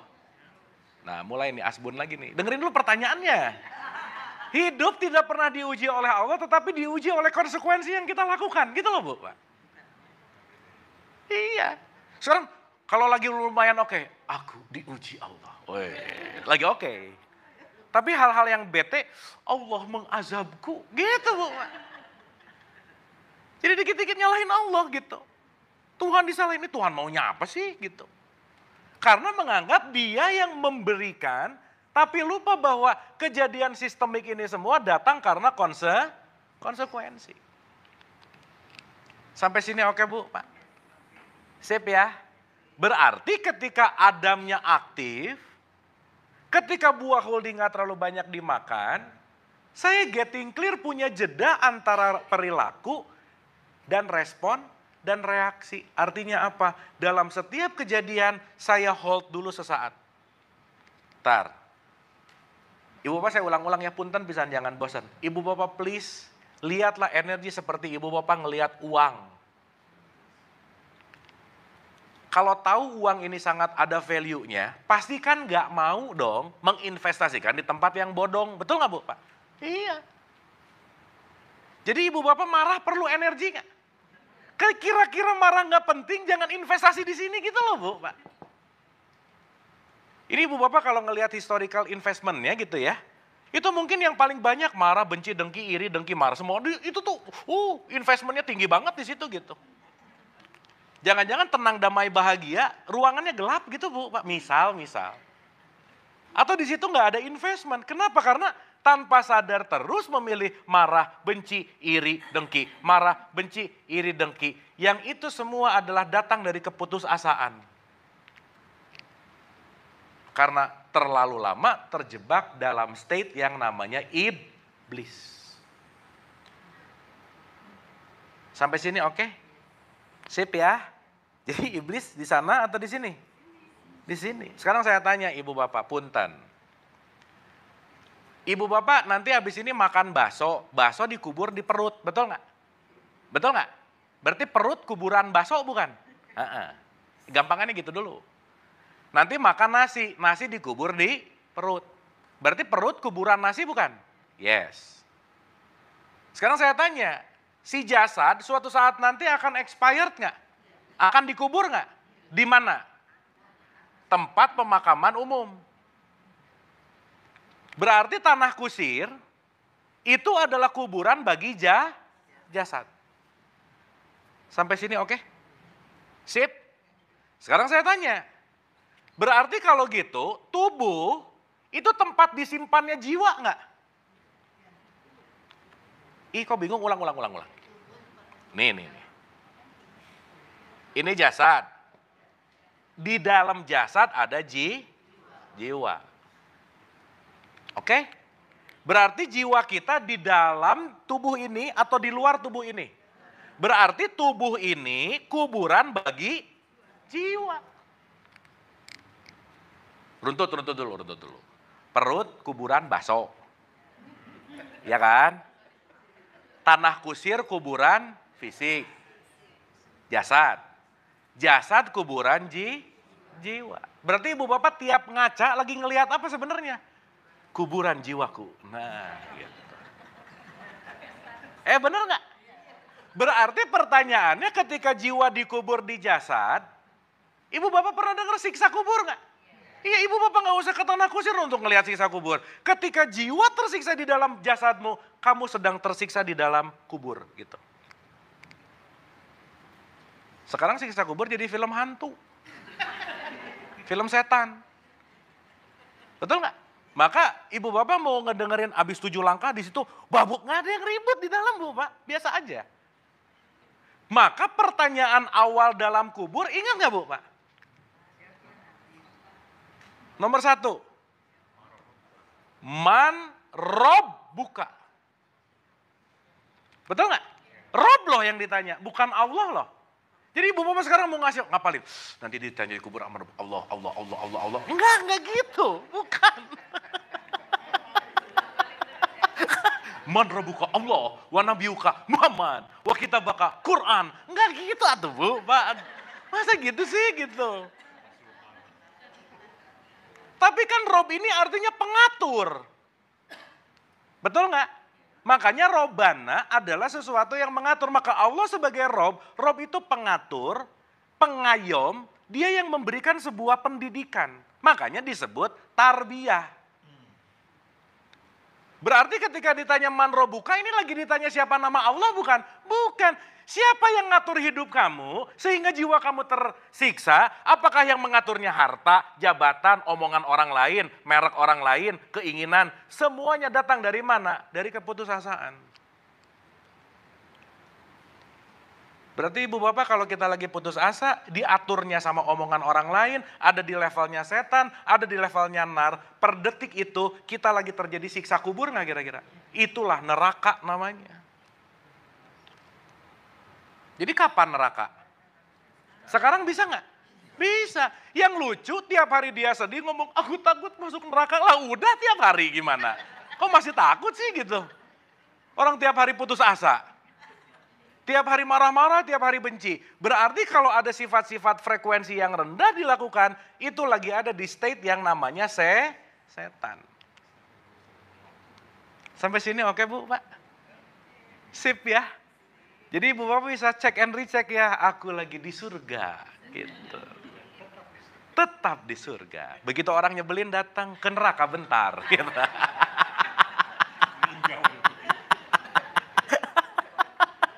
Iya, karena ibu bapak ke neraka itu pasti. Nggak bisa enggak, karena diciptakan nanti yin yang. Nggak bisa enggak, nggak ada orang yang nggak ke neraka dalam tanda petik ya. Karena ibu bapak maaf saya ulang lagi, neraka itu bukan tempat menyiksa, bukan. Oh Allah nyiksa sih.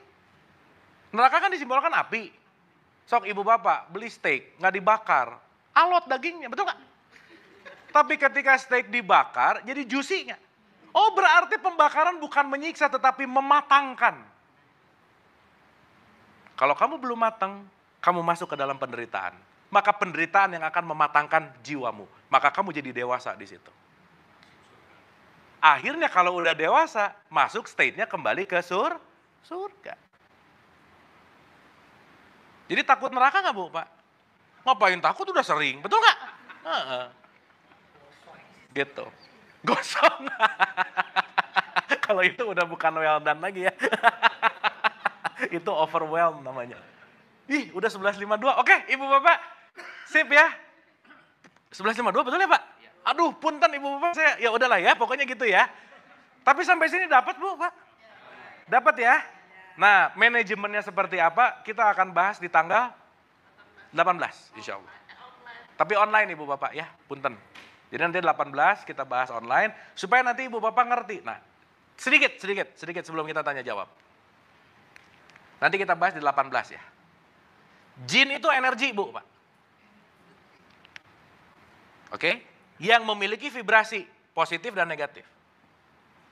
Maka golongan jin yang durhaka namanya iblis, itu yang negatif. Yang oke namanya malakut. Maka kalau positif jadi jenius namanya. Iya. Berarti knowledge yang membuat kita hidup kejeniusan datang dari mana? Daya pikir, energi di situ. Tapi daya pikir bisa dipakai korupsi nggak? Jadi majinun itu orang gila. Oh iya.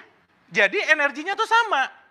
Tergantung kita mau mengoperate ke wilayah vibrasi positif atau negatif. Kalau dalam statementnya David Hawkins, yang positif disebut power, yang negatif disebut force. Nanti kita bahas ini di tanggal 18. Nah, frekuensinya nanti ada 17, Bu. Pak. Nanti jadi kita akan ngerti, mulai dari jahanam, ini, ina, itu, sampai nanti level, ini semua adalah berbicara di wilayah frekuensi gitu. Nah jadi sekarang pertanyaannya, rumus kunci hidupnya tetap balik lagi, my life is my making, titik. Hidupku tergantung apa yang aku pilih. Karena nanti kita ngerti bahwa setiap ini apapun konteksnya akan terjadi dalam keseharian sebuah sistem gitu kira-kira. Sip ya, kesimpulan. Jadi Adam di luar, di dalam. Di dalam. Hawa di luar, di dalam. Di dalam. Iblis, malaikat, termasuk Allahnya enggak? Sip, mantap. Itulah nanti Allah bilang, haji dong. Berarti perjalanan melampaui iblis dan malaikat, gitu loh Bu. Pak. Lampaui itu. Berarti kalau kita mau melakukan perjalanan harus ada alamatnya enggak? Allah kasih tahu, alamatku lebih dekat dari urat leher. Berarti kalau kita mau haji, tidak ada jarak yang namanya fisik. Syariat ada fisiknya, hakikat tidak ada jaraknya di situ. Kenapa? Karena dia lebih dekat dari apapun yang kamu anggap dekat, gitu kira-kira. Kenapa? Begitu kita melampaui malaikat dan iblis, disitulah menjadi khalifah. Sip? Oke? Simpelnya gini Bu, Pak. Begitu Ibu Bapak ada kesal-kesal, marah-marah, bete-bete, zat. Oke, thank you, please. Gitu dulu, nomor 1 thank you dulu Bu. Disadari gitu. Makasih. Ibu Bapak ingat ya, perasaan itu tamu. Easy come, easy go. Kan nanti di Hawa ini ada segitiga nih, manas, pikiran, perasaan, emosi. Maka dalam Anas, yuwas wisufi sudur, yang selalu membisikkan. Berarti setan ada di mana? Ini, pikiran. Sip ya. Terakhir, Ibu Bapak, di surat 7 ayat 21. Nih ya, supaya kita ngerti. Di 7 ayat 21 selalu mengatakan, setan selalu memberikan sebuah yang namanya wejangan. Setan selalu memberikan yang namanya petuah. Oke, ada yang bawa Quran, boleh baca kompletnya Pak? Nah, Bapak nih ada. Punten Pak. 721. Dan dia, setan bersumpah kepada keduanya, sesungguhnya aku ini benar-benar termasuk para penasihatmu. Para apa Bu Pak? Penasihat. Jadi Ibu Bapak kalau bawaannya pengen menasihati orang terus, berarti lagi ada siapa di situ? Nah, udah gitu aja ya, sip. Sip, atur nuhun. In detail manajemennya insya Allah kita akan bahas tanggal 18. Saya kembalikan ke moderator Pak Halim. Atur nuhun. Terima kasih Kang Abu telah memberi penjelasan yang menjelimet. Tapi mudah-mudahan bisa dimengerti kalau dengan sebelah. Oke, silakan ada waktu kira-kira. Enggak? 10 menit silakan pertanyaan. Oke, ini sih. Oke Pak, silakan. Supaya ada record nih Pak. Baik. Terima kasih Kang Abu. Saya bukan nanya Pak, saya justru menjawab pertanyaan Kang Abu. Selalu bilang, loh kok jawab, ditanya ngerti kok jawabnya lama Pak. Itu karena langsung ini Pak, kita database-nya ini udah tua-tua banyak Pak. Terus kita introspeksi, kita bilang, loh kok banyakan iblisnya di Itu aja Pak, terima kasih Pak. Terima kasih Pak. Pak, alhamdulillah baru kali ini ada iblis ngaku sih Pak, nggak apa-apa sih Pak. Berarti udah tobat Pak, bagus nuhun Pak. Atur nuhun Pak, keren. Enggak Pak, punten. Sedikit koreksi tadi, sebetulnya Abu itu adalah ayahnya dari anak yang paling besar ya Pak. Jadi kalau manggilnya Kang Abu, jadi gimana artinya tuh? Oke, pertanyaan saya ini, kenapa Tuhan membuat makhluk manusia itu sebagian ada yang menggunakan perasaannya dan sebagian ada yang menggunakan nalarnya gitu. Nah itu aja. Ya, balik lagi Pak. Tadi mau perasaan atau nalar, state dari ketika dia mau melatih bagian mana yang sering digunakan. Oke. Itu sih Pak. Nggak ada sekolahnya ya? Ya, balik lagi. Karena kita nggak bisa katakanlah, meskipun korpus kolosum di otak perempuan lebih besar, dan kita terus bicara bahwa perempuan menggunakan perasaan misalnya, tetapi state itu mungkin kalau kita menyadari bahwa intinya adalah keseimbangan sih sebetulnya. Oh iya. Dan kata kuncinya tuh latihan sih sebetulnya Pak. Jadi bukan Allah yang menciptakan, tetapi kita mau yang latihan melatih. atau enggak gitu. Oke. Itu. Terima kasih. Nuhun. Mangga ya. Oh iya. Nuhun Pak. Doh.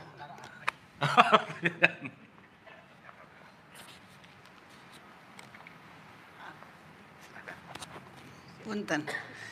Kang Abu, saya cuma nanya, kalau nggak salah di dalam Quran selalu ada segala sesuatu telah ditetapkan oleh Allah dalam Lauh Mahfuz. Nah itu apa sebenarnya jadi intinya? Oke, itu ada di surat 57, 20, 21, 22, 23. Nanti Ibu boleh catat ya. Di surat 57 Al-Hadid.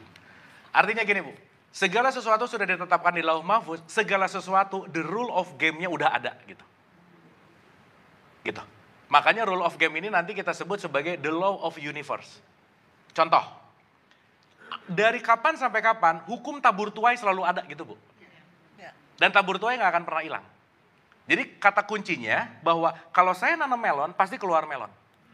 Dan itu sudah ditetapkan. Jadi jangan berharap kalau kamu nanam cabai keluarnya durian, nggak bisa. Kenapa? Sudah ditetapkan dalam Lauh Mahfuz, tabur tuai, tarik menarik, frekuensi energi vibrasi, kan ada 20 hukum tuh. Nanti Ibu mungkin kalau detailnya bisa nonton 3 Fakir, kita udah pernah bahas tentang 20 hukum semesta. Nah, di dalam Lauh Mahfuz yang ditetapkan itu adalah sistem gitu. Kira-kira begitu. Soalnya kadang-kadang gini, ada orang yang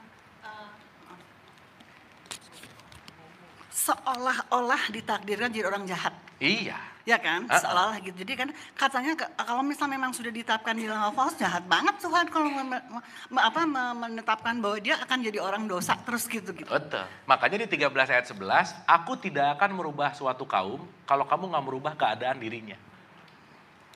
Ya. Contoh, Bu. Ini saya megang handphone. Nih ya. Yang akan menyebabkan ini jatuh atau enggak, Allah bukan. Ini saya nih, ya Allah jatuhkanlah handphone. Enggak, ini enggak jatuh. Betul enggak? Tapi yang akan membuat ini jatuh, itu adalah ketika saya memutuskan untuk melepaskan. Gitu Bu. Sip. Berarti keputusan jatuh adalah saya. Tapi jatuhnya ke bawah, itu Lauh Mahfuz. Makanya jatuhnya ke bawah namanya gravitasi. Ibu bapak kita penting bersyukur terhadap gravitasi nggak? Bu, kalau ibu bapak kita nggak ada gravitasi, bentar lagi ibu bapak mau pipis ya, deg-degan loh. Ya, ini kemana nih turunnya nih, gitu. Bener nggak? Iya. Makanya si gravitasinya disebut takdir. Makanya nanti ada kodar, dan nasib, Bu. Nah ini 3 hal yang berbeda gitu. Sip ya? Sip, mantap. Mangga, Ibu. Satu lagi Kang Abu, pendek. Mungkin pertanyaannya dangkal. Kami angkatan 73 sedang 2 tahun yang lalu membuat buku lini masa. Jadi dari Big Bang sampai keadaan sekarang. Iya. Maksudnya tuh untuk sumbangsi kepada pendidikan gitu. Jadi digambarkan bagaimana terjadinya bumi, kemudian manusia purba gitu. Nah pada saat itu Adam 8.000 tahun lalu Masehi, terus kita juga ketemu peninggalan-peninggalan purba yang sekian puluh ribu yang lebih lalu, jauh. lebih jauh. Jadi kita debatnya tuh nggak putus. Jadi kita tuh keturunan siapa gitu. Nah nanti kan kita akan membuat update dari buku itu supaya lebih clear, lebih bagus. Apa yang bisa ditulis di dalam buku gitu supaya bisa diterima oleh semua pihak. Terima kasih. Gini Bu, kalau ngomongin keturunan siapa ya keturunan nenek moyangnya sih sebenarnya kan itu satu. Nah, kalau kita sekarang berbicara masalah evolusi itu tidak berbicara satu, enggak begitu gitu. Tapi Adam adalah orang yang enlightened. Itu namanya Adam. Tercerahkan. Itu aja Bu. Gitu. Dan nanti kenapa malaikat itu komplain? Ya Allah, di surat ayat 2 ayat 30. Nanti kita bahas di tahun 18. Ya Allah, kenapa sih mau bikin khalifah yang kayak gitu lagi? Kan kemarin-kemarin juga bikin pertumpahan darah. Gitu, Bu. Allah ngomong, "Kat, jangan so tau lah, udah yang lebih tahu saya." Jadi malaikat juga kadang-kadang so tahu dikit sih, Bu, kadang-kadang. Nah, nanti di surat 2:30 itu nanti dikasih tahu, tenang aja, Adam akan saya kasih knowledge kata Tuhan. Artinya, kalau kita udah ngerti Adam sebagai function, kita nggak ribut lagi urusan kita tuh ancestornya siapa. Karena dalam wilayah evolusi, ini nggak ada kata-kata pertama tuh nggak ada. Karena semuanya tumbuh gitu loh Bu. Bahasa gampangnya gitu. Gitu Bu. Nah jadi kalau kita ngerti ini sebagai sebuah fungsional, sekali lagi, konteksnya bukan sosoknya. Gitu. Gampangannya gitu Bu. Jadi, kita nenek moyangnya siapa? Jawabannya sederhana sih, nggak penting sih Bu, gitu aja.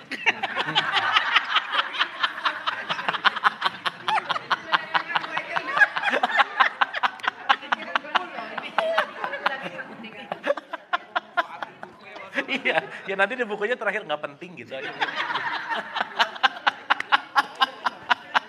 Kata Kang Abu gitu. Tapi jangan kata saya, jangan Bu, ya jangan. Nah masalahnya kalau sekarang kita tahu ini dari sini, ya bagus sih, bagus. Terus kalau kata Mas Farudin Faiz, terus ngopo katanya, terus apa? Terus apa katanya? Oh ya sih benar juga, ya nggak penting ya, iya katanya. Gitu Bu, tapi nanti tanggal 18 mudah-mudahan Ibu akan ngelihat lini masanya gitu. Karena dari, gini Bu, cuman yang paling penting Bu ya, Ibu Bapak maaf ya, Ketika kita menyadari bahwa aku tuh udah 15 tahun menderita, 10 tahun apa dan seterusnya gitu. Once kita menyadari hidup ini adalah the infinite game. Kalau kita mundur ke 13,8 miliar tahun tentang Big Bang, bahwa bumi ada 4,6 miliar tahun yang lalu, matahari 5 miliar tahun yang lalu, dan manusia baru ada sekitar 200 juta tahun yang lalu. Dari Big Bang sampai sekarang kita baru ada 3 detik. Jadi kita ini hanya sekejapan mata gitu. So itulah nanti kita akan ngerti life is too short. Kalau kita dibanding dengan lini masa. Mending bahas itunya daripada nenek moyangnya siapa ya gitu Bu Pak. Saya rasa gitu Bu kira-kira.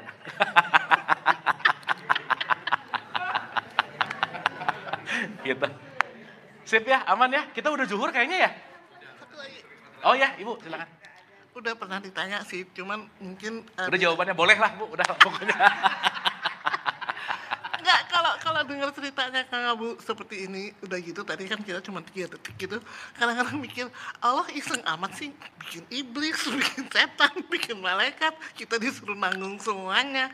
Jadi pada akhirnya kan kita juga bertanya, jadi tujuan kita ada di sini apa gitu kan? Ya oke. Nggak penting juga. Nah itu. Udah. Jadi Bu, begitu kita udah mulai menyadari banyak yang nggak penting ya udah ya gitu ya. At the end of the day, tujuan hidup sesimpel bahwa kita menikmati saat ini Bu, selesai. Yes. Karena kita nggak pernah ada masa apapun yang kita miliki kecuali di sini saat ini. Yes. Dan ibu bapak maaf ya, masih banyak yang berpikir kembali pulang itu setelah nanti nunggu mati, nunggu apa, kelamaan. Karena ilaihi rojiun terjadi ketika kita melampaui iblis, melampaui malaikat, melampaui ruang, melampaui waktu, kita hadir utuh eternal now. Disitulah inti dari pulang kita. Jadi kalau kita bicara, apa sih tujuan hidup? Untuk menikmati saat ini. Untuk hadir utuh di sini saat ini. Dan untuk melanjutkan kehidupan gitu.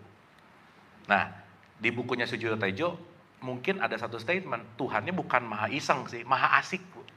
Nah, dan nanti kita akan ngerti gitu, secara konteks keseluruhannya, ini semua adalah grand design untuk kita rasakan dalam ribuan rasa dalam hidup gitu. Jadi not about the purpose, tapi bagaimana kita will love the process gitu, itu sih Bu. Jawaban sederhananya gitu. Gitu kira-kira.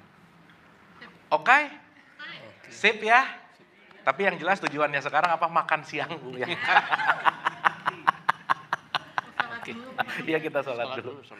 Mangga Pak Halim, kayaknya cukup. Oke, terima kasih Kang Abu dengan pencerahan pada hari ini dengan banyak-banyak pertanyaan yang cukup juga menggugah kita dan semakin mengerti apa isi pencerahan hari ini. Mudah-mudahan semua dapat kita pahami dan kita sadari sehingga kita bisa lebih baik dari hari ini untuk besok. Amin. Terima kasih. Sebelum kita tutup, kita bisa minta doa bersama, habis itu kita zuhur bersama dan menikmati hidangan bersama juga. Ya, aku abis ini zuhur, tapi aku langsung. Enggak makan dulu ya. Oke. Kita zuhur. Oke, Baik, terima kasih. Ibu Bapak, kita hening sejenak untuk mengakhiri. Hatur nuhun, terima kasih. Al-Hadiniyah, Al-Fatihah. A'udzubillahi minasyaitonirrajim. Bismillah. Alhamdulillah. Ar-Rahmanir-Rahim. Maliki yaumiddin. Iyyaka na'budu wa iyyaka nasta'in. Ihdinas siratal mustaqim. Siratal ladzina an'amta 'alaihim ghairil maghdubi 'alaihim waladdallin. Allahumma rabbighfirli wali walidayya warhamhuma kama rabbayani shaghira. Rabbana atina fid dunya hasanah wa fil akhirati hasanah wa qina adzabannar. Wa adkhilnal jannata ma'al abrar ya aziz ya ghafar ya rabbal alamin. Subhana rabbika rabbil izzati amma yasifun wa salamun alal mursalin walhamdulillahi rabbil alamin. Amin amin ya Allah ya rabbal alamin. Ibu bapak hatur nuhun, mohon maaf lahir dan batin. Wabillahi taufiq wal hidayah. Assalamualaikum warahmatullahi wabarakatuh.